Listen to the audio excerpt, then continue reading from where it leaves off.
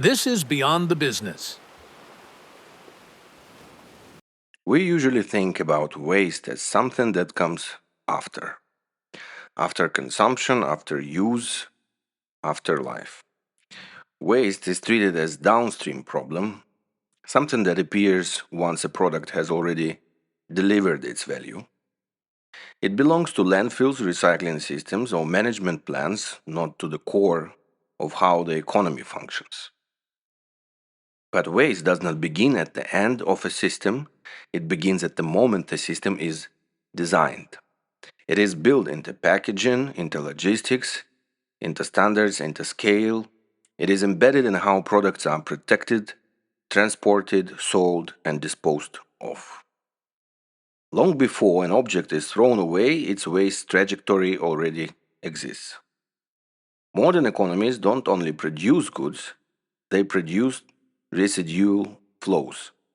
These flows are not accidental, they are structural. They move continuously through cities, drainage systems, rivers, and coastal zones, carried by the same infrastructure that supports growth and convenience. Most of this waste does not behave in dramatic ways. It does not sink immediately, it does not trigger alarms, it does not demand emergency response. It drifts, it fragments, changes form, and remains inside the system long after its original purpose is forgotten. What looks like disappearance is often just displacement. And once waste enters water, it does not simply move away from us. It enters circulation. This is the ocean of waste.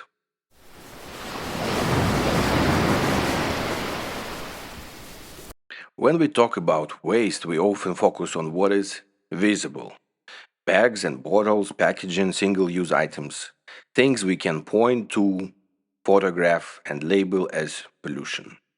This makes the problem feel tangible, but it also narrows it too much. Because most waste does not come from carelessness alone, it comes from scale. Modern production systems are built to protect goods, extend shelf life, reduce damage, and optimize transport. Packaging is not an afterthought, it is a functional layer of the economy. Plastics, composites, foils, and synthetic materials exist because they are light, cheap, durable, and flexible. From the economic perspective, they work extremely well. The problem is not that these materials exist, the problem is that their end of life was never designed with the circulation in mind. Globally, hundreds of millions of tons of plastic waste are produced every year. Only a small fraction is effectively recycled. A large share is downcycled, exported, stockpiled, burned, or lost to the environment. What is not managed properly does not vanish, it leaks. Waste escapes systems through many paths. Urban runoff carries fragments into drainage networks, landfills release lightweight materials during storms and floods, transport and logistics lose packaging along routes, coastal cities discharge waste directly into the sea during heavy rainfall when systems overflow. Rivers play a central role here. They are not sources of waste, they are transport mechanisms. Once waste enters a river, it gains mobility at scale. What begins inland does not stay inland. River systems connect consumption far from the coast to ocean circulation far beyond national borders. At this stage, waste is already transformed. Large items break into smaller ones, rigid objects fragment, materials weather under sunlight, friction, and temperature. What enters the ocean is often no longer recognizable as a product, it becomes material. And material behaves differently. It does not follow human boundaries, does not respect waste categories, it responds to physics and not policy. This is the point where waste stops being a local problem and becomes a systemic one. Because once it reaches the ocean, it does not disperse evenly, it concentrates. And that is where the story takes a different turn. Once waste leaves controlled systems, it does not enter the ocean all at once, and it does not enter it evenly. The dominant pathway is not ships throwing garbage overboard, it is land. An estimated 70-80% of marine plastic pollution originates on land. It moves through rivers, drainage systems, and coastal outflows before ever reaching open water. What matters here is not a single source, but accumulation across scale. Rivers act as conveyors. They collect waste from cities, industrial zones, agricultural areas, and informal settlements. During normal conditions, this flow is gradual. During extreme weather events, floods, or infrastructure overloads, it accelerates dramatically. In a matter of days, volumes of waste that would normally take months to move downstream are flushed into the sea. This makes marine pollution highly seasonal and highly episodic, even though its effects are long term. Coastal regions add another layer. Ports, beaches, tourism zones, and coastal cities concentrate human activity directly at the ocean's edge. Here, waste does not need long transport routes. It enters directly through runoff, mismanaged disposal, stormwater overflow, and erosion of landfills built too close to the shoreline. Fishing and maritime activity contribute as well, but differently than commonly imagined. Lost nets, ropes, lines, and gear don't behave like floating trash. They're designed to be strong, durable, and resistant to degradation. When lost or abandoned, they persist for decades. Some float, some remain suspended, others sink and re-emerge depending on currents and biofouling. This is how waste enters the ocean, not as a single stream, but as a continuous input. What is important is that once waste crosses this boundary, control effectively ends. There is no return path and no recall mechanism and no owner. From that moment, waste becomes part of the ocean system. And the ocean does not disperse material randomly, it organizes it. Through currents, wind patterns, and large scale circulation, the ocean creates structures that concentrate what enters it. These structures are not visible from shore, they don't announce themselves, but they are stable, persistent, and powerful. Which brings us to the point where waste stops drifting and starts accumulating. At some point, while looking at how waste moves through the ocean, I came across a term I had not paid much attention to before. Not because it was obscure, but because it rarely appears outside scientific or technical contexts. Ocean gyres. Until then, pollution was easy to imagine as something dispersed. Floating debris, scattered plastic, waste drifting without direction. A problem of scale but also of randomness. Gyres changed that picture because they suggest that the ocean does not simply receive waste, it organizes it. And once you see that, the question is no longer where the waste comes from, but where it ends up. The ocean does not behave like an open container, it behaves like a system.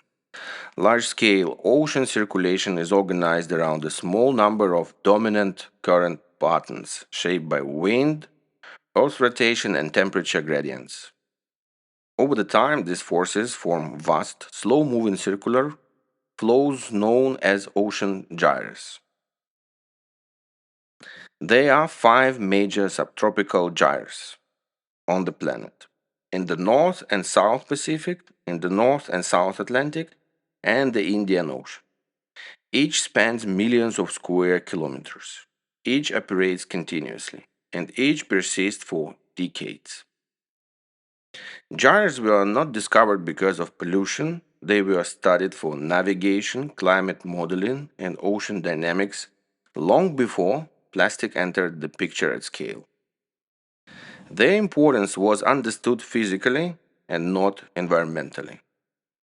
But once large volumes of floating waste began entering the ocean, the behavior of gyres revealed an unintended role. They don't simply move material, they retain it. Within these circulating systems, floating debris migrates inward. The movement is slow, measured in months and years rather than days, but it is directional. Over the time, objects drifting across wide areas of ocean are drawn towards central convergence zones. This is not trapping in a mechanical sense. There are no physical barriers. The retention is statistical. Material that enters a gyre has a higher probability of remaining within it than escaping. With every rotation, that probability increases. What enters is more likely to stay than leave. This is how large accumulation zones form, not as solid islands, not as visible land masses, but as a diffuse regions where concentration steadily rises. What accumulates there is rarely the waste we imagine. Bottles and large objects are only the beginning. Sunlight, salt, and mechanical stress fragment materials over the time. Fishing gear degrades, packaging breaks apart, larger debris become smaller without disappearing from the system. The result is transformation, not removal. Macro waste becomes micro waste. Floating objects become suspended particles. Visibility decreases as concentration increases. This is why gyres remained largely invisible for so long time. There was no single shoreline to document, no dramatic pile to photograph.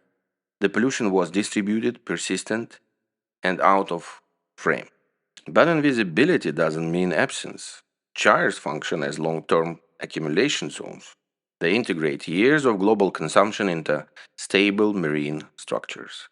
Once waste enters a gyre, it is no longer transient. It becomes part of a long duration cycle. And this is where the scale of the problem shifts. What appears as scattered pollution at the surface does not disappear. It accumulates into structured systems at planetary scale. The ocean does not forget what enters it, it sorts it. Once you understand what gyres are, the next question becomes unavoidable. What exactly ends up there? The common image is plastic bottles and floating bags. That image is not wrong, but it is incomplete. Gyres don't collect waste selectively. They collect whatever remains buoyant long enough to be captured by circulation. Plastics dominate not because they are the only waste, but because they persist. Packaging fragments, fishing gear, synthetic fibers from clothing, foam plastic broken down into lighter particles, fragments that are no longer recognizable as objects, only as material. Over the time, larger items break apart, but they don't disappear. They fragment into smaller and smaller pieces until they become microplastics. Particles small enough to remain suspended near the surface, yet large enough to interact with marine life. This is why gyres are not landfills. They are sorting mechanisms. Heavier materials sink out, organic matter decomposes. What remains is what the system cannot digest. Fishing gear plays a disproportionate role here. Lost nets, lines, and synthetic ropes are designed to survive extreme conditions. They don't rot, they don't dissolve, and they don't lose structural integrity quickly. Once they enter open circulation, they can travel for years before becoming part of a gyre. This is why some of the largest objects found in gyres are not consumer waste but industrial grade materials. The Great Pacific Garbage Patch, for example, is often described as a plastic island. In reality, it is a diffuse accumulation zone, spread across a massive area with concentrations that vary depending on currents, wind, and season. What makes it dangerous is not density alone, it is interaction. Microplastics are ingested by plankton. Plankton feeds fish. Fish feed larger predators. The material moves up the food chain not because organisms mistake it for food, but because it has entered the system at its base. Gyres are not dead zones in the classical sense. They are biologically active, but altered. Life does not stop there, it adapts around what has accumulated, and that is precisely the risk. Because when waste becomes structurally embedded in circulation, it is no longer an external problem, it becomes part of how the ocean functions. At that point, cleanup is no longer just a question of removal, it becomes a question of intervention in the system that has already adjusted to the presence of waste. Gyres are not accidents, they are the logical endpoint of persistent materials meeting persistent motion. And once that logic is in place, it does not reverse easily. The real shift happens when accumulation stops being incidental and becomes structural. At gyre scale, waste is no longer scattered material moving through the ocean. It becomes part of the ocean's operating environment. These systems span thousands of kilometers and persist for decades, sometimes longer than the products that created them. What enters them does not simply circulate, it remains present across multiple biological and physical cycles, and this changes the nature of the problem. At small volumes, pollution can be framed as management. At gyre scale, it becomes infrastructure. Material accumulation begins to influence surface conditions, light penetration, and biological interactions. Floating debris alters habitats, creates artificial substrates, and enables species to attach, migrate, and survive far outside their natural ranges. What looks passive at the surface quietly reshapes ecological behavior underneath. Scale also transforms time. Gyres operate at timescales that exceed policy cycles, business planning horizons, and regulatory frameworks. Even if inputs were reduced tomorrow, existing material would continue to circulate, fragment, sink, resurface, and re enter the system for years and often decades. This is why scale matters more than volume. Once accumulation reaches this level, removal is no longer a cleanup task. It becomes an intervention into a functioning system. The ocean does not treat this material as foreign, it incorporates it. And because these accumulation zones sit largely in international waters, beyond clear jurisdiction, they exist without owners, without custodians, and without binding responsibility. What began as local waste becomes a planetary structure, not through catastrophe, through continuity. This is the point where pollution stops being an externality and becomes part of how the ocean works.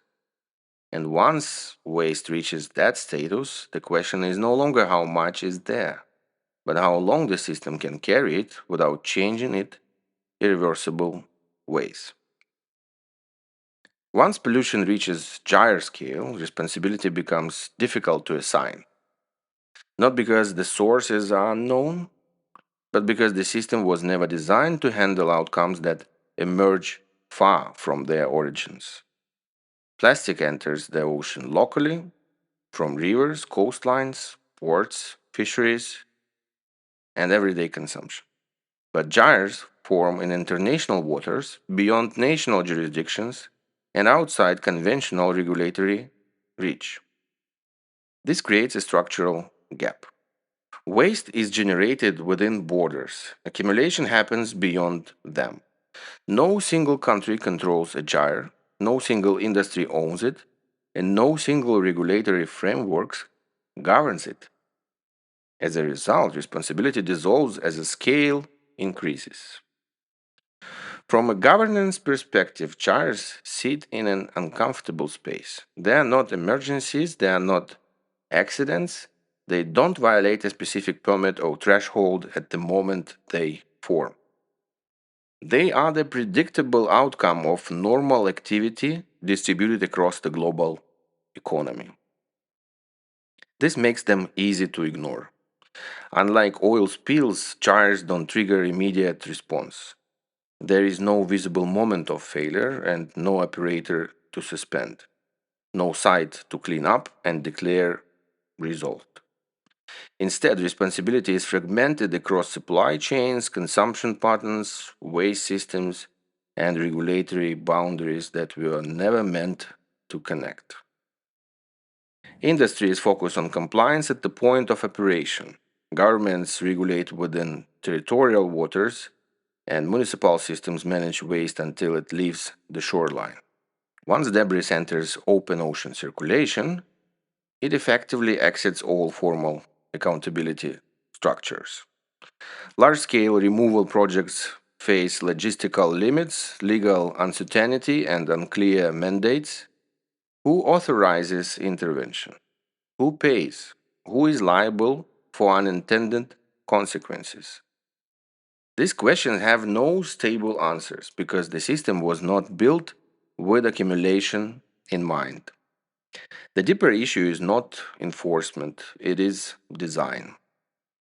Modern economic systems are optimized for throughput and not for retention. They track production, transport, and consumption far better than persistence. Waste is treated as something that disappears once it leaves controlled space. Gyres expose the flaw in that assumption. They show that the ocean does not dilute indefinitely, it concentrates. And when concentration happens outside governance structures, responsibility becomes optional rather than mandatory. This is the core blind spot. Gyres are not the result of illegal behavior, they are the result of legal activity operating at scale without an ownership model for long term outcomes. Until responsibility is defined not by location of origin, but by participation in the system that creates accumulation, gyres will continue to grow. Not because no one cares, but because no one is structurally required to act. At first glance, ocean gyres are often described as accumulation zones, plastic patches and floating debris, and marine litter hotspots. This language is misleading because gyres are not simply places where waste gathers, they are places where the ocean gradually loses function. In a dead zone, oxygen disappears. In a gyre, material never leaves.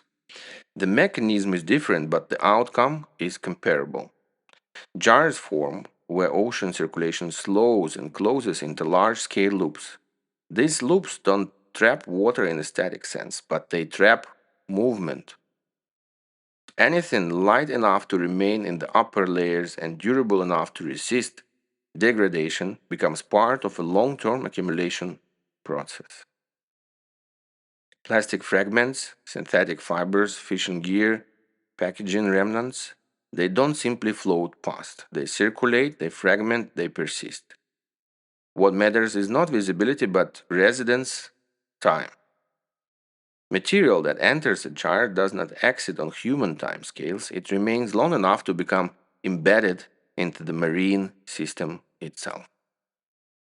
Over the time, this changes the environment in ways that are not immediately dramatic but structurally profound.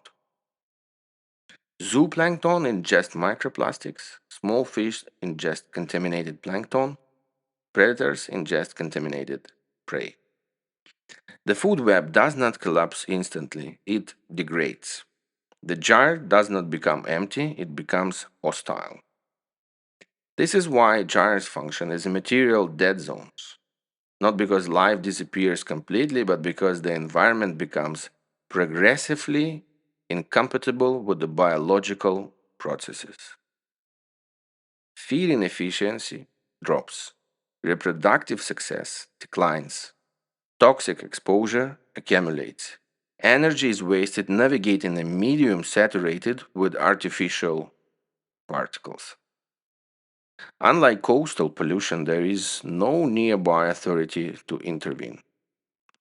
Unlike spills, there is no cleanup threshold that triggers emergency response. Unlike rivers, there is no upstream source that can be regulated directly. Gyres are offshore diffuse, distributed. They are the final expression of millions of individual actions that were never designed to meet each other. This is what makes them especially dangerous from a system's perspective. Dead zones usually merge after nutrient thresholds are crossed.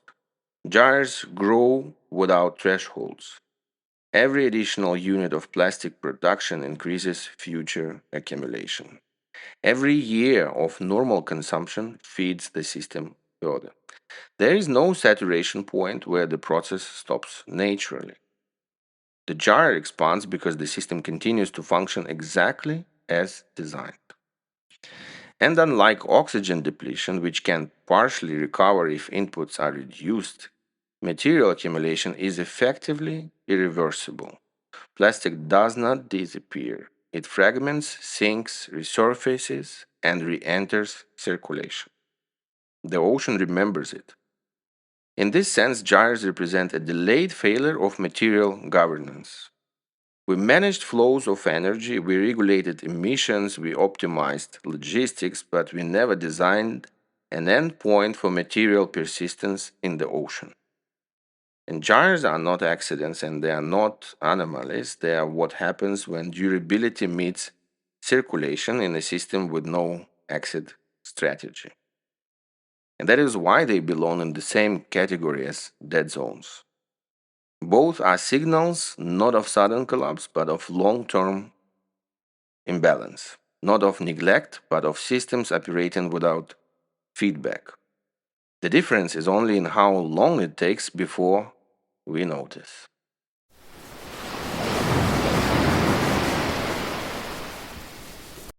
Gyres are not mistakes. They are what happens when durable materials meet persistent motion inside a system that was never designed to absorb its own leftovers. Nothing in this story is accidental. Waste is produced exactly where value is created. It moves along the same routes as goods, energy, and convenience. And once it reaches the ocean, it follows the logic of circulation and not intention. Gyres don't appear suddenly and they don't announce themselves. They grow quietly as long as inputs continue and exits don't exist. This is why they matter. Not because they are shocking, but because they are stable. Not because they are illegal, but because they are normal.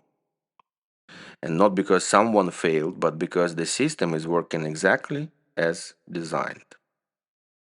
The ocean does not reject what we give it, it integrates it. And when integration replaces dispersion, waste stops being a side effect and becomes structure. Gyres are not the end of the story, they are a signal. A signal that durability without ownership creates permanence. That scale without feedback creates accumulation. That systems built for throughput eventually collide with what they cannot process. Nothing here points to a single solution, and nothing here can be fixed quickly. But once you see how waste is organized and not lost, once you understand that the ocean remembers more than it forgets, it becomes impossible to pretend that drift means disappearance.